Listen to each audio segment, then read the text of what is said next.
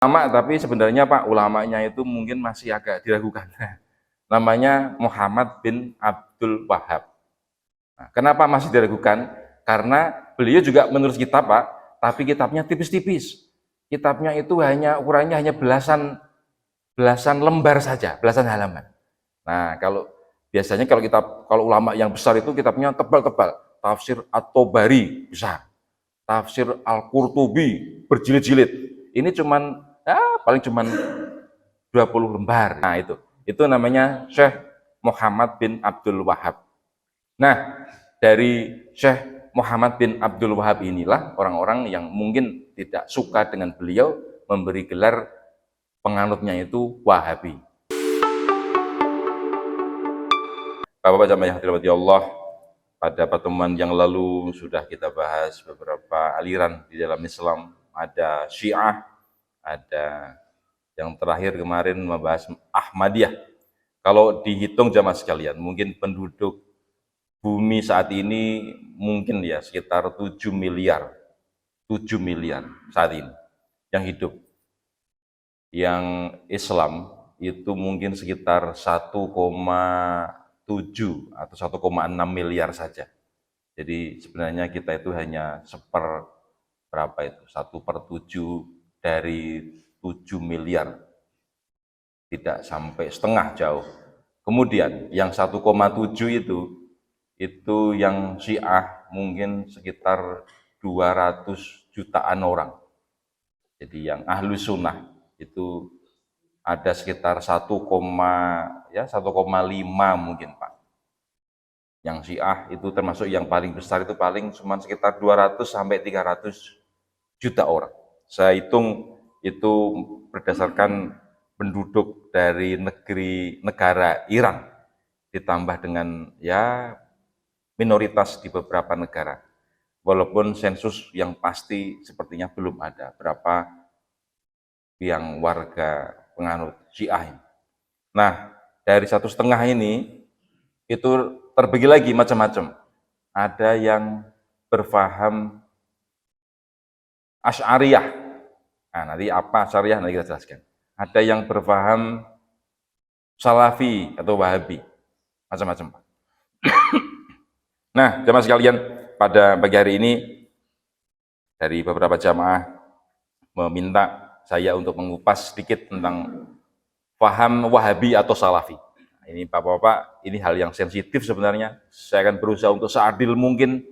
Nanti kalau ada kekeliruan, mohon dikoreksi. Jamaah sekalian, kalau Bapak-bapak atau keluarganya mungkin pernah naik haji atau umroh, nah, itu di negara Saudi Arabia, itu menurut sebagian besar ulama itu berpaham Wahabi atau Salafi. Mungkin salah satu cirinya jemaah sekalian itu di sana itu dalam beribadah ketat. Ketatnya itu contohnya Pak, itu yang saya alami misalnya. Ketika Bapak ke Masjid Nabawi, di sebelah kiri masjid itu ada makam Nabi. Nah, jamaah kita, biasanya orang Indonesia itu kalau berdoa di depan ada makam ya berdoa biasa. Tapi biasanya diusir oleh orang-orang Arab, oleh askar tentara Saudi Arabia diusir. Karena apa? Karena kalau berdoa menghadap ke makam, khawatir nanti bukan kita berdoa kepada Allah, tetapi malah meminta kepada yang di makam, meminta kepada Nabi Muhammad. Nah, itu diusir biasanya Pak. Pergi, ruh, itu biasanya. Ruh itu bahasa Arab. Amiyah itu bahasa Arab pasaran, artinya pergi. Suruh pergi. Nah, terus bagaimana menurut mereka? Kalau berdoa menghadapnya ke kiblat. Nah, padahal kiblatnya itu posisinya ada di depan sana. Jadi kalau Bapak bayangkan, ini Masjid Nabawi Pak, di sebelah kiri itu, sebelah sana itu makam Nabi. Jadi kalau berdoa tetap kalau di samping makam yang hadapnya ke kiblat sana gitu. Jangan ke sana, jangan ke makam Nabi. Itu contohnya Pak. Mereka ciri khasnya itu ketat dalam akidah. Nah, saya berusaha untuk bersikap adil ini sama saya. Nah, sama sekalian, ceritanya sekitar tahun 700-an, saat ini kita hidup di tahun 1445 Hijriah, jangan lupa. Sekitar tahun 700-an itu hidup seorang ulama yang bernama Syekh Ibnu Taimiyah. Ibnu Taimiyah. Bapak-bapak nanti kalau senang membaca kitab bahasa Arab, beliau itu termasuk ulama yang produktif, menulis banyak kitab. Salah satu standar orang itu disebut ulama, Pak, kalau dalam kasanah agama Islam itu menulis kitab berbahasa Arab. Nah, itu sudah layak disebut ulama, apalagi kitabnya itu dipakai di mana-mana. Contohnya, Pak, Ibnu Katsir menulis kitab tafsir namanya Tafsir Al-Quran Al-Azim yang terkenal dengan nama Tafsir Ibnu Katsir. Nah, contohnya seperti itu. Itu berarti dia seorang ulama betulan. Kemudian Ibnu Hajar Al-Asqalani menulis kitab Fathul Bari, ulama. Kitabnya pun jumlahnya belasan jilid, Pak, tebal sekali. Saya membaca 3 jilid, nggak selesai, sudah bertahun-tahun. Nah, ini Ibnu Taimiyah ini juga produktif menulis kitab, cukup banyak kitabnya jamaah sekalian. Itu hidupnya di tahun 700-an. Nah, kemudian di tahun sekitar 1100, berarti 300-an tahun yang lalu, itu hidup seorang ulama, tapi sebenarnya, Pak, ulamanya itu mungkin masih agak diragukan. Namanya Muhammad bin Abdul Wahab. Nah, kenapa masih diragukan? Karena beliau juga menulis kitab, Pak, tapi kitabnya tipis-tipis. Kitabnya itu ukurannya hanya belasan lembar saja, belasan halaman. Nah, biasanya kalau ulama yang besar itu kitabnya tebal-tebal. Tafsir At-Tabari besar, tafsir Al-Qurtubi berjilid-jilid. Ini paling cuman 20 lembar gitu. Nah, itu namanya bukan kitab tapi kutaib. Kitab tapi kecil. Nah, itu namanya Syekh Muhammad bin Abdul Wahab. Nah, dari Syekh Muhammad bin Abdul Wahab inilah orang-orang yang mungkin tidak suka dengan beliau memberi gelar penganutnya itu Wahabi. Nah, kalau bapak-bapak perhatikan, ada Ustadz Indonesia yang sering mengisi kajian di Masjid Nabawi misalnya, beberapa. Kalau bapak-bapak nanti haji atau umroh, di Masjid Nabawi itu ada beberapa kajian, ada yang berbahasa Arab, berbahasa Persia, berbahasa Indonesia. Sebenarnya penamaan Wahabi itu salah. Kenapa? Karena orang itu namanya kan Muhammad bin Abdul Wahab, harusnya namanya Muhammadi, bukan Wahabi. Kan Wahabi itu bapaknya. Pak, sebenarnya di dalam Islam itu penamaan faham dikembalikan ke bapaknya itu hal yang wajar. Contohnya siapa? Contohnya Ahmad bin Hambal. Ulama yang namanya Ahmad, bapaknya namanya Hambal, fahamnya namanya Hambali. Hambali itu bukan orangnya Ahmad, Ahmadi itu harusnya. Tapi dalam Islam itu dikembalikan kepada bapaknya, Ahmad bin Hambal. Bapak-bapak kalau tahu paham madhab Imam Syafi'i, Syafi'i itu kakeknya, orangnya namanya Muhammad bin Idris bin Asy-Syafi'i. Nah, Muhammad bin Idris bin Syafi'i, kakeknya. Namanya, pahamnya Syafi'i. Aslinya namanya Muhammad orangnya ini. Contohnya, Pak. Jadi kalau disebut Wahabi tidak tepat, harusnya Muhammadi. Enggak juga, Pak.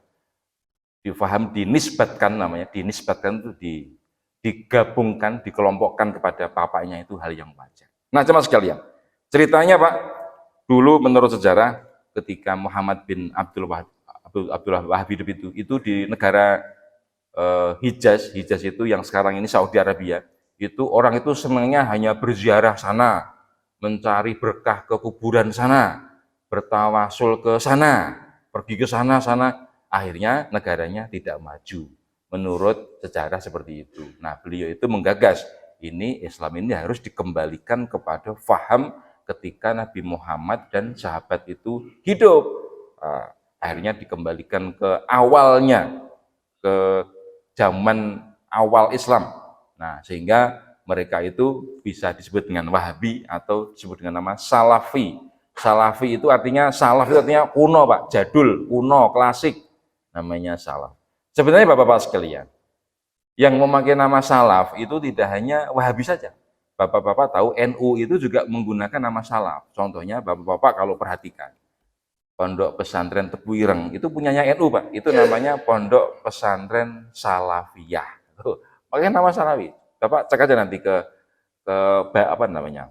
Tomprang, papan pengumuman.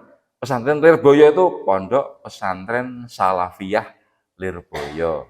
Salafi juga, pakai nama Salafi, tapi pakai namanya Salafiyah. Artinya apa? Sistem pengajaran yang ada di pondok itu menggunakan cara-cara kuno. Salafi itu kuno. Cara-cara jadul, cara dulu, klasik. Pakai sistem sorogan, bandongan gitu Pak.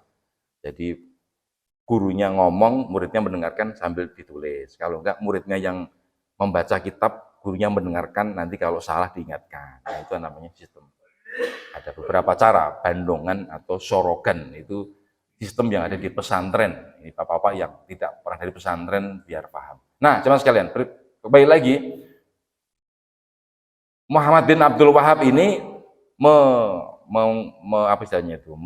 menerapkan ilmu yang dia dapat dari mengkaji kitab-kitab dari Ibnu Taimiyah. Cirinya apa, bapak-bapak? Cirinya orang yang berpaham Wahabi atau Salafi itu, Pak, cirinya ini bapak juga biar tahu, membagi tauhid menjadi 3. Nah, bapak juga biar tahu. Pasti sering, bapak-bapak kalau ngaji ke pengajian, contohnya di Indonesia, Pak, ke Ustadz Firanda Andirja. Dulu saya juga mengaji kepada beliau di Madinah, pernah, walaupun cuma beberapa hari. Kemudian bapak ngaji ke misalnya Ustadz Khalid Basalamah, ke Ustadz Abdul Qadir bin Abdul Jawas, ke Abdul Hakim bin Amir Abdad. Nah, itu contohnya seperti itu Pak. Membagi tauhid menjadi 3. Bapak juga biar tahu. Apa itu 3 itu? Yang satu namanya tauhid rububiyah, yang kedua tauhid uluhiyah, yang ketiga tauhid asma wa sifat. Nah, Bapak juga biar tahu ini. Itu intinya, cirinya orang yang berpaham Wahabi Salafi itu membagi tauhid menjadi 3. Apa penjelasannya? Begini Pak, Bapak-bapak juga ini kajian yang ilmiah, Bapak-bapak biar tahu juga. Tauhid rububiyah artinya meyakini bahwa Allah itu yang menciptakan dunia ini, yang mengatur dunia ini itu Allah, yang menghidupkan, yang mematikan, yang memberikan hujan, memberi rezeki itu Allah saja. Itu namanya tauhid rububiyah namanya. Satu. Yang kedua, tauhid uluhiyah. Artinya apa? Kita beribadah itu hanya kepada Allah, tidak kepada roh-roh, tidak kepada setan, tidak kepada malaikat, enggak. Tapi ibadah kita yang kita sembah hanya kepada Allah. Bapak-bapak kerja lillahi ta'ala. Tuh Pak, bapak-bapak buktinya ketika mau wudhu kan ada juga yang membaca niat gimana Pak? Nawaitul wudu'a li raf'il hadatsil asghari lillahi ta'ala. Tuh lillahi ta'ala, lillah, hanya kepada Allah. Tuh itu namanya tauhid uluhiyah atau tauhid ibadiyah. Dalam beribadah, bertuhan itu hanya kepada Allah, tidak kepada yang lain. Yang ketiga, namanya tauhid asma wa sifat. Bahwa Allah itu memiliki asma. Asma itu artinya nama. Jamak dari ismun, jadi asma. Allah itu memiliki nama dan Allah memiliki sifat. Jamaah sekalian, dari 3 tauhid ini, yang 2 Pak, ini tidak masalah. Tauhid rububiyah, uluhiyah itu tidak masalah, bagus-bagus saja. Nah, sekarang menjadi agak sedikit kontroversi Pak, ketika orang Ustadz Wahabi Salafi itu membahas tauhid asma wa sifat. Di mana letak kontroversinya, jemaah sekalian? Contohnya begini Pak, Allah itu memiliki sifat. Sifatnya itu sebagaimana yang Allah sebutkan di dalam Al-Quran, di dalam hadis. Contohnya, di Al-Quran itu ada ayat yang berbunyi Ar-Rahmanu 'alal 'arsy istawa. Itu di mana dibahas itu Pak? Ar-Rahman itu Allah maksudnya. 'Alal 'arsy, di atas arsy, istawa. Istawa itu bahasa Indonesianya bersemayam. No, berarti Allah itu bertempat. Tempatnya itu di mana Pak? Di arsy. Nah, itu Pak, itu yang jadi masalah itu, yang jadi kontroversi.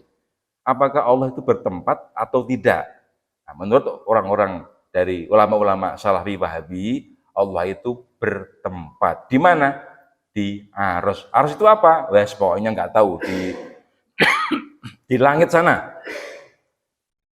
Sementara Pak, menurut ulama yang lain, sebagian besar berpendapat Allah itu tidak butuh butuh tempat. Gitu Pak jamaah sekalian. Itu yang akhirnya perdebatan ini sampai sekarang tidak ada habis-habisnya. Nah, jamaah sekalian, ini salah satu hal yang bermasalah. Sekali lagi jamaah sekalian. Jadi dari 3 tauhid tadi itu, rububiyah oke, uluhiyah nggak masalah. Yang ketiga, asma wa sifat. Ini yang kontroversi. Contohnya lagi, di Quran Pak, itu ada ayat yang berbunyi, Yadullah fauqa aidihim. Yadullah fauqa aidihim. Nanti Bapak cari aja di Quran surat apa, ayat berapa. Nah, apa yang masalah? Yad itu artinya tangan. Yadullah artinya tangan Allah. No, Pak. Berarti kalau gitu Allah punya tangan. Nah, menurut ulama Wahabi, Salafi, Allah punya tangan. Kok gitu? Lah kan Qur'annya juga bilang begitu. Kita harus mengimani Al-Qur'an. Selesai, titik. Nah, gitu Pak. Nah, kalau ulama-ulama yang lain berpendapat ini tangan ini harus diartikan jangan arti hakiki. Tangan ini maksudnya kekuasaan. Nah, Yadullah artinya kekuasaan Allah. Nah, itu Pak, itu menjadi kontroversi, akhirnya saling sesat menyesatkan. Menurut Wahabi, semua Al-Quran itu jangan ditakwil, jangan diubah-ubah. Menurut yang lain, ini harus diubah. Karena apa? Nanti kalau diterjemahkan tangan, khawatir Allah itu nanti dianggap seperti manusia. Istilahnya personifikasikan Allah. Itu yang tidak boleh. Nah, seolah-olah Allah itu terdiri dari jisim. Jisim itu benda, badan. Nah, orang yang menganggap Allah itu memiliki jisim namanya mujassimah. Semua ulama sepakat bahwa mujassimah itu tidak boleh di dalam Islam. Haram hukumnya. Salah, sesat. Nah, itu loh, sama sekalian. Ini yang menjadi perdebatan sampai saat ini. Jadi Bapak-Bapak juga biar tahu. Saya lagi Pak, tauhid yang rububiyah tadi oke, nggak masalah. Yang uluhiyah juga oke. Yang ketiga ini yang menjadi perdebatan. Bapak-Bapak kalau misalnya cari di YouTube, Allah berada di mana? Itu setiap ustadz itu memiliki teori masing-masing. Nah, tapi kalau ada ustadz yang ngomong Allah itu bertempat di langit, Allah bertempat di arsy, itu sudah hampir pasti berpaham seperti pahamnya Wahabi atau Salafi. Mereka textbook. Nah, itu Bapak-Bapak juga biar tahu itu. Sebenarnya Pak, menurut saya pribadi Pak, saya bukan ulama. Saya ini hanya ketua DKM. Ustadz juga bukan, nggak ada potongan ustadz. Santri nggak pantas. Begini Pak, di Al-Quran itu Allah itu tidak hanya berfirman bahwa Allah itu beristiwa al-arsy, tidak hanya itu. Al-Quran juga mengatakan wahuwa ma'akum ainama kuntum. Dimanapun kalian berada, Allah bersama kalian. Tuh, kalau memahami ayat itu, berarti Allah gimana Pak? Di arsy atau bukan? Bukan. Allah itu menyertai kita, gitu. Nah ini wahuwa ini kembali ke Allah. Apakah harus diterjemahkan huwa itu Allah atau ilmu Allah? Masalah lagi, debat lagi. Tuh Pak, ternyata berasal dari bahasa, kata di dalam Al-Quran itu bisa, ulama itu bisa berpendapat masing-masing, bisa berbeda pendapat. Satu pendapat harus hakiki menurut textbook, satu lagi ini bukan hakiki, bukan tekstual, tapi harus kontekstual. Nah itu, dari hal seperti itu menjadi ribut. Nah, jemaah sekalian, berikutnya ada paham namanya Asy'ariyah yang mengikuti ulama yang bernama Abu Hasan Al-Asy'ari. Nah, di Indonesia itu Pak, itu dianut oleh Ormas NU. Nah, Bapak juga biar tahu. Cirinya apa? Cirinya mereka itu meyakini Allah itu memiliki sifat wajib, ada sifat mustahil, ada sifat jaiz, meyakini ada 20 sifat Allah. Nah, itu namanya Asy'ariyah. Sifat 20 itu Pak sering dibaca ketika dulu-dulu masjid di kampung Pak, setelah adzan. Begini bunyinya itu. Allah wujud kidam baqa mukhalafatul lil hawadithi. Nah, itu nama istilah qiyamuhu binafsihi wahdaniyah qudrat iradat ilmun hayat sama basor kalam qadiran muridan aliman hayyan sami'an basiron mutakaliman. Nah, itu semua itu 20, Pak. Nah, itu cirinya. Itu ciri kalau Asy'ariyah. Cirinya sifat 20. Nah, Bapak-bapak kalau dulu waktu SD, SMP pernah diajar sifat wujud, qidam, baqa, mukhalafatul lil hawadithi, qiyamuhu bi nafsihi, wahdaniyah, qudrah, iradah, ilmu, hayah, sama, basor, kalam, qadiran, samingan, aliman, dan seterusnya sampai 20, itu berarti Bapak-bapak diajar sifat 20 menurut Asy'ariyah. Nah, itu Pak, itu Bapak-bapak tinggal pernah mendengar seperti itu atau belum. Nah, kalau Bapak-bapak ngajinya itu ke Ustadz yang, oh, tauhid itu ada 3, rububiyah, uluhiyah, oh berarti Bapak ngajinya ke Ustadz Salafi, Wahabi. Tapi kalau sama, basor, kalam, qadiran, itu lagunya macam-macam Pak. Biasanya di kampung Pak, itu kalau menjelang qomat gitu dibaca itu biar hafal maksudnya itu. Nah, itu berarti Asy'ariyah atau penganut ulama satu lagi namanya Abu Mansur al-Maturidi. Ada 2. Abu Hasan al-Asy'ari dan satu lagi Abu Mansur al-Maturidi. Nah, itu cirinya sifat 20. Yang satu Wahabi Salafi tadi, tauhid 3 tadi Pak, Bapak biar ingat. Yang satu lagi sifat 20, itu NU. Nah, jemaah sekalian, ini biar Bapak-bapak juga biar tahu.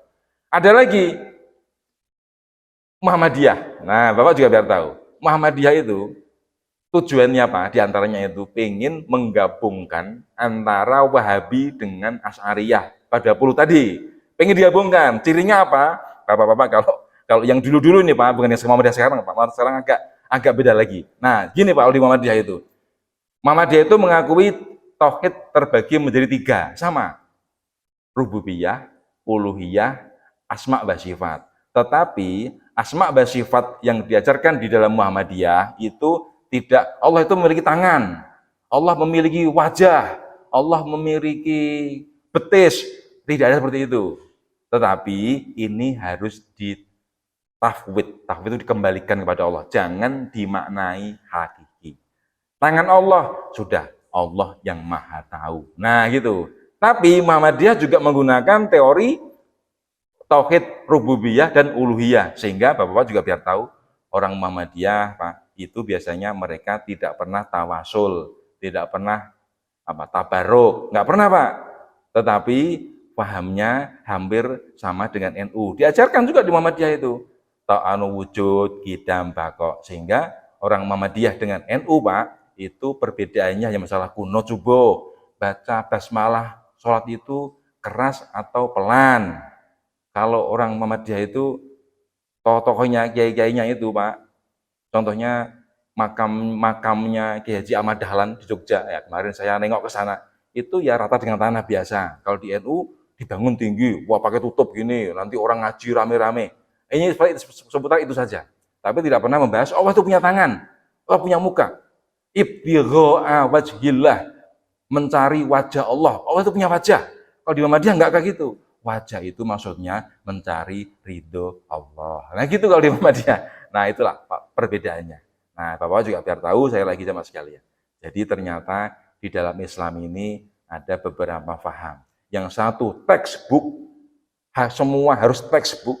Yang satu lagi, oh ini harus non textbook, harus dimaknai secara kontekstual. Bapak-bapak kalau pengen tahu Pak, pesantren Gontor itu bukunya, buku tauhidnya, anak saya dari Gontor Pak, itu diajarkan juga tauhid rububiyah, uluhiyah, asma wa sifat. Oh berarti Gontor itu ya hampir mengikuti pahamnya Wahabi atau Salafi loh Pak. Bapak-bapak nanti kalau yang punya anak di Gontor silakan cek.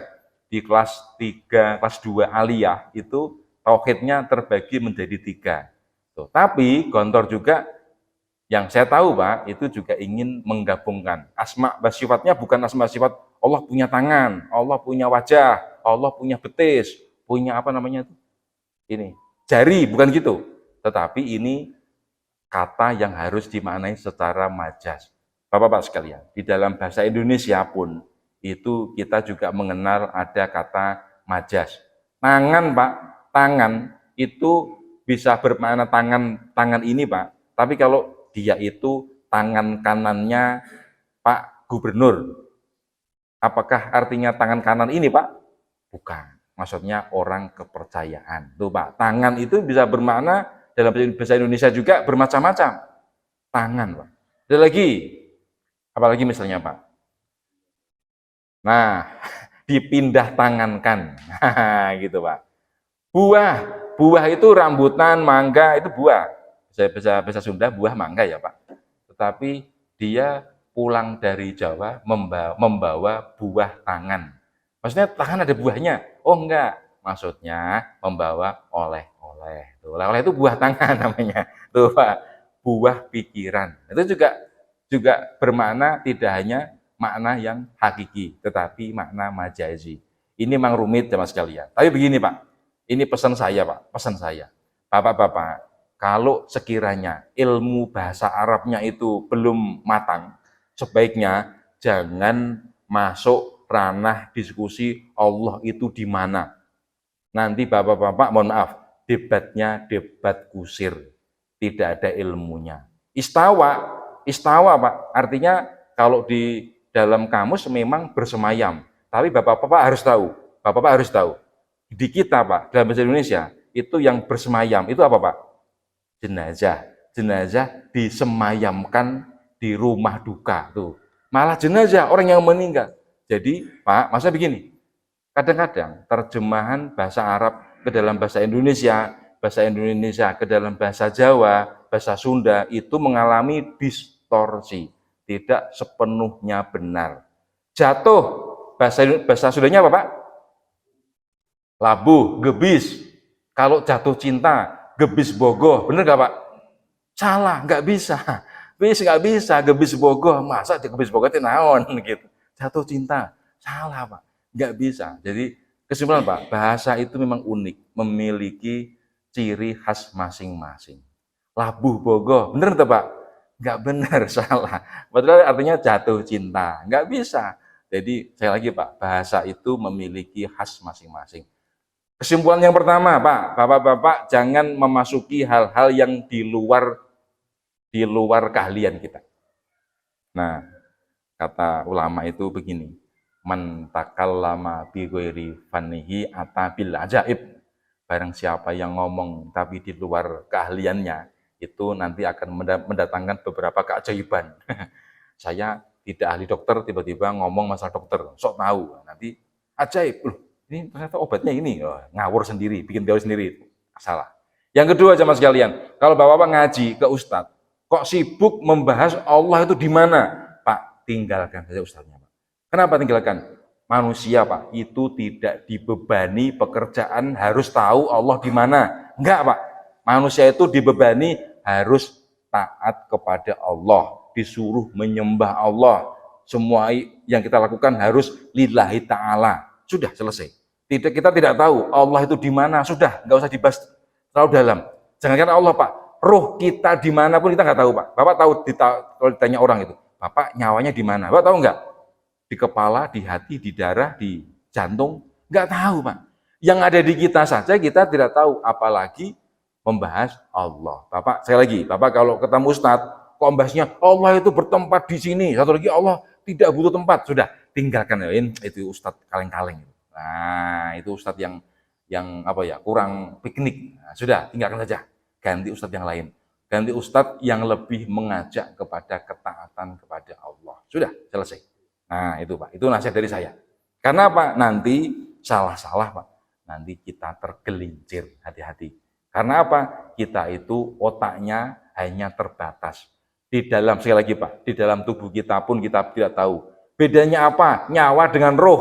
Mungkin jamaah Al-Kahfi sini ditanya, bedanya apa nyawa dengan roh? Ada yang bilang sama, ada yang bilang berbeda. Tuh, nyawa dengan roh yang di kita pun kita tidak tahu. Apalagi Bapak tanya, kalau nyamuk itu punya nyawa atau roh? Wah, sudah panjang lagi nanti urusannya. Nyawanya nyamuk di mana? Di tempat mulutnya yang nancep ke tangan gigit kita atau di badannya, wah tambah nggak tahu lagi. Pak, yang nampak di kita pun kita tidak tahu, apalagi membahas Allah. Sudah, tinggalkan saja. Kalau Bapak-bapak sekali lagi ketemu Ustadz, kok membahasnya itu Allah di mana? Allah bertempat. Tinggalkan. Berarti dia Ustadznya yang kurang piknik. Sudah, kita lebih baik membahas hal-hal yang menambah iman, menambah takwa. Bapak-bapak membahas sampai kepalanya botak, bahas Allah di mana, Pak, nggak akan menambah iman takwa. Enggak, Pak. Yang ada hanya membahas masalah perdebatan saja, ilmu kalam. Padahal kita bahasa Arabnya kosong, nggak pernah di pesantren, nggak pernah kuliah di UIN. Itu Pak, sama sekalian, ini tentu saja relatif singkat untuk membahas masalah paham-paham Islam di dunia ini. Tetapi begini jamaah sekalian, walaupun suatu saat mungkin Bapak berbeda paham dengan orang lain, dia kok pahamnya kok kayak gitu, kok orang Wahabi itu misalnya tadi tekstual, cirinya itu yang lagi contohnya Pak, biasanya itu kalau memakai celana di atas mata kaki, ya sudah, kita hargai, kita hormati. Ciri orang Islam itu Pak, hal-hal yang sifatnya itu tidak prinsip, kita harus bersifat menghargai, menghormati. Jangan semua dibawa ke dalam perdebatan. Nanti akhirnya timbul permusuhan. Sudah, kita saling menghargai, menghormati. Kalaupun beda, itu kewajiban kita hanya berdakwah, mengingatkan. Nah, demikian jemaah sekalian, kultum pada pagi hari ini. Nah, saya lagi, walaupun Salafi, Wahabi, NU, Muhammadiyah, Persis, itu semua menurut saya Pak, itu masih dalam keluarga besar Ahlu Sunnah wal Jamaah, bukan Syiah. Hanya satu, textbook.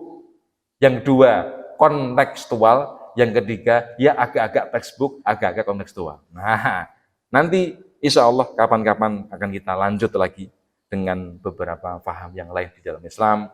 Mudah-mudahan bapak-bapak yang mungkin sudah paham bisa di-refresh lagi, yang belum paham dapat bertambah pahamnya. Demikian untuk pada pagi hari ini. Terima kasih atas perhatiannya dan mohon maaf atas segala kekurangannya. Aku qouli hadza wa astaghfirullah li wa lakum. Wassalamualaikum warahmatullahi wabarakatuh.